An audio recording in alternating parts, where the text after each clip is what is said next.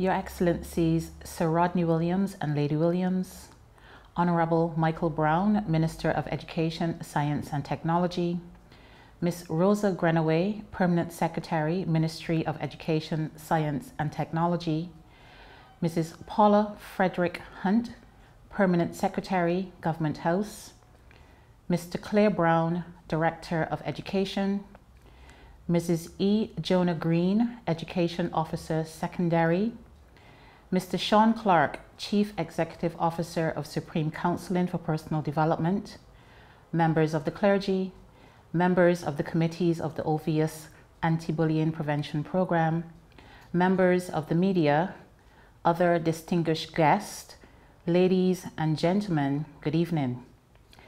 Let me begin the evening by way of an apology for not being present in person to directly address you. However, my dear friend Mr. Sean Clarke always finds a way to ensure that my presence is known and accordingly asks that my speech is recorded, so here I am. At this stage, I would like to take the opportunity to acknowledge the Halo Foundation, principals, deputy principals, guidance counselors, year heads, school secretaries, facilitators, and parents, because without you all, this project would not have been possible. I am sure there are many smiling faces tonight and that persons are feeling as excited as I am with the launch of the OVS Bullying Prevention Program in 6 selected schools in Antigua and Barbuda. Many of you in the audience would not be familiar with the work of the Maria Holder Memorial Trust, and this background information is primarily for the benefit of those of you who have not heard about the trust.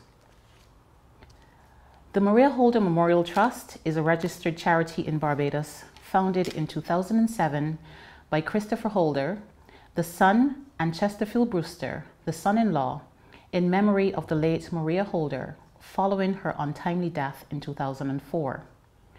Maria Holder was of Swiss nationality who made Barbados her home for over 30 years.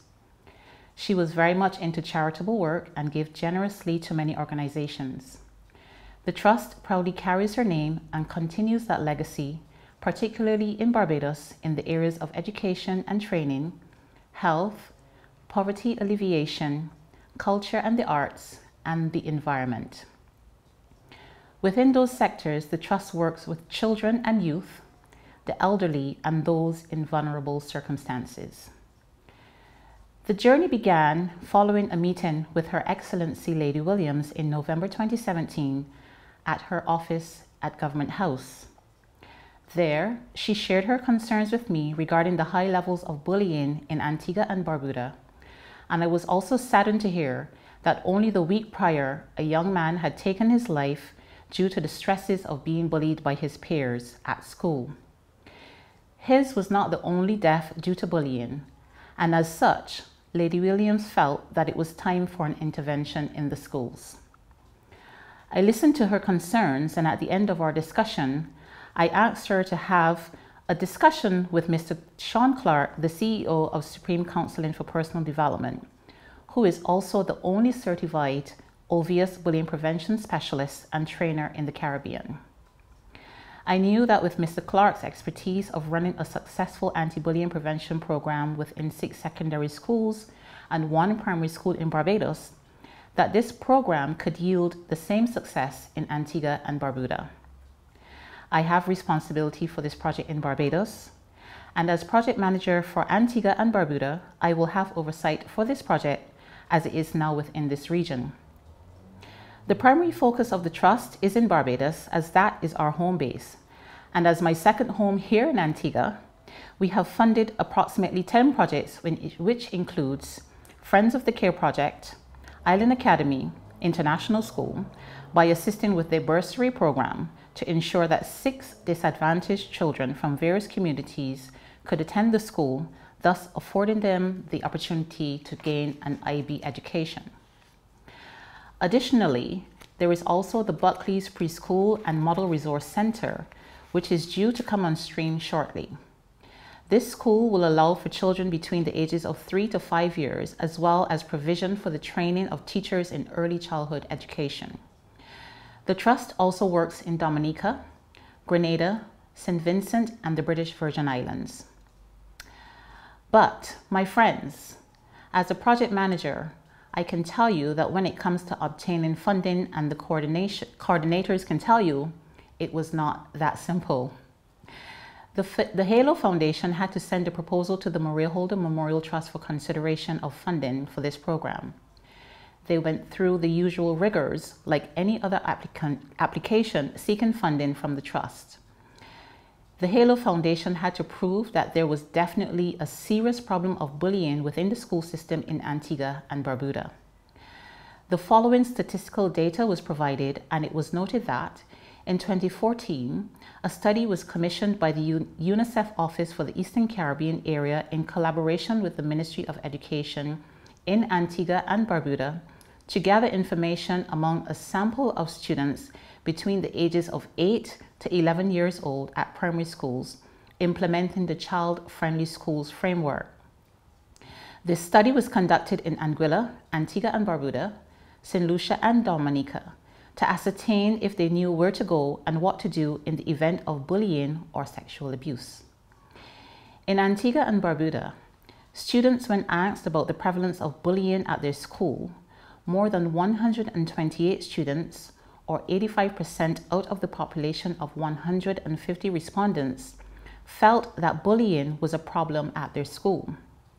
12%, or 18 students, did not know if bullying was a problem at their school, while only 3%, or 5 students, felt that it was not a problem. They also identified the playground and the classroom as the two locations where most of the bullying occurred. Additionally, statistics provided by the principal of the Otis Comprehensive Secondary School revealed that for the period 2017, out of a population of 731 students, 110 cases of bullying were reported. This figure, based on research, could be much higher, as it is suggested that 75% of bullying cases are not reported. Other studies done among the student population study found that bullying occurred mostly in relation to victims, bullying, and fighting.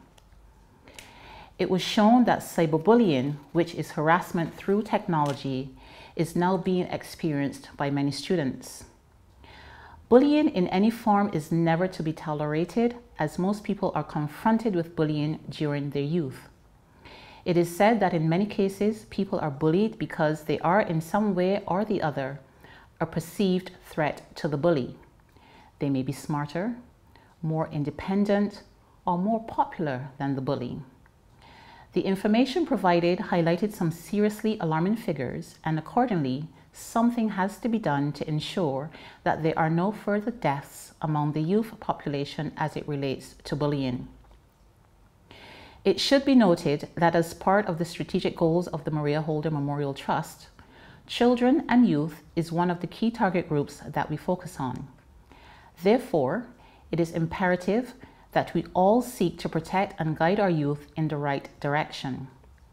It was brought to my attention that October is recognized as National Bullying Prevention Month across the United States of America. This is a time where schools as well as organizations raise awareness in an effort to stomp out bullying. Although we are in the Caribbean, I see the launch of this program as being essentially timely in making this connection. Here in Barbados, October is Education Month, and as mentioned, education is one of our main areas of focus, with youth being a priority target group, so I am doubly delighted. It should be noted that Supreme Counseling for Personal Development is one such project that deals with youth, which the Trust supports, and the reason why I had no hesitation in the recommendation to Lady Williams. The Trust continues to recognize the impact of the obvious bullying prevention program and the remarkable change in those who have fully embraced the program. Inasmuch as there will be many positives, there will be some negatives, as some people do not see bullying as a major problem. Yes, it can take up valuable classroom time. Yes, there will be some teachers or even guidance counselors who would not want to make the commitment in terms of training, surveillance, and reporting necessary to make the project a success. But in order for it to work, all school staff must be trained identifying bullying in all of its guises, and in order for it to work in the Antiguan school environment, there must be an acceptance that bullying does exist, that it is damaging to all parties, and that all members of the school community have a role to play in its eradication. In order for this program to be a success, it needs the buy-in of the principals, guidance counselors, teachers, and other personnel, as well as parents. I have not forgotten you to help the nation's youth in this regard. The Maria Holder Memorial Trust funding will not be forever, and the government of Antigua and Barbuda also needs to be on board with this initiative to ensure that funds are allocated for this worthwhile program within the schools, as this could very well grow to incorporate more schools in the future.